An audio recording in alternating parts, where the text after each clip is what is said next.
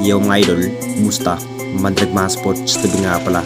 Ating usapan, breaking news, Stephen Holt may gustong patunayan at Chris Maculo may sinabi kay Justin Brownlee.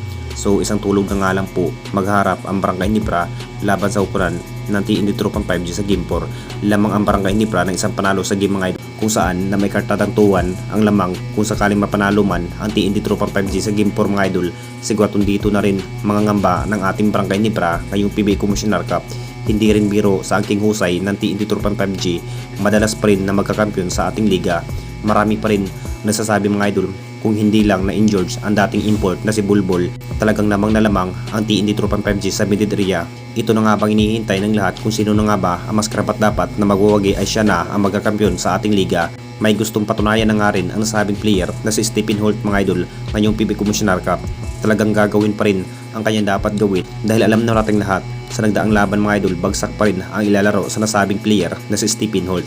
Patunayan pa rin na deserve pa rin magiging Hinebra player. Akala na nga rin ang lahat na may possible na matitrade ang nasabing player dahil hindi pa rin mabibigyan ng mahabang minuto sa kampo ng Barangay Hinebra, pero isa na rin ito si Stephen Holt sa napaka-importante player bukod pa kay RJ Abarrientos. Bawing-bawi nga ang nasabing player na si Stephen Holt sa Game 3 mga idol kung bakit isa rin sa nagdadala sa opensiba laban sa upunan ng TNT Tropang 5G. Bukas na rin ang pang-apat sa Game Finals mga idol. Kung manalo man dito ang Jing Kings, masasabi mas kontrolado pa rin ang laban.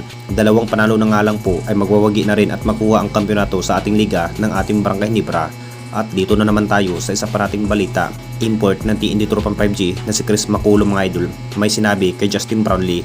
Alam na natin lahat mga idol, todo hingal rin ang nasabing import na si Chris Maculo mga idol sa pagdidefense sa ating best import na si Justin Brownlee. Sobrang nahihirapan ang import ng TNT Tropang 5G kay Justin Brownlee sa mid area, pero may ibubuga naman itong si Chris Maculo mga idol dahil nakapagtala pa rin ng triple-double sa field mga idol na may 44 points. Nagiging big factor pa rin ang nasabing import pagdating sa mid area mga idol, pero hindi pa rin makikumpara sa ating best import na si Justin Brownlee.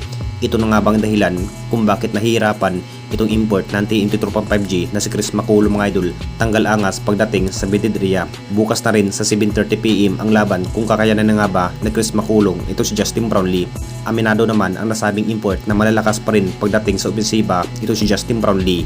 Kung bakit unang quarter lamang po tambak nga ang inabot ng TNT Tropang 5G kay Justin Brownlee, pero hindi pa rin malalaman kung sino na nga ba ang magwawagi at makuha ang kampiyonato sa ating liga. Ang kupunan ng Barangay Hinebra na nga ba o ang TNT Tropang 5G, masasabi ini-expect na nga rin na magiging intense ang laban sa Game 4. Anong masasabi ninyo mga idol tungkol sa ating video?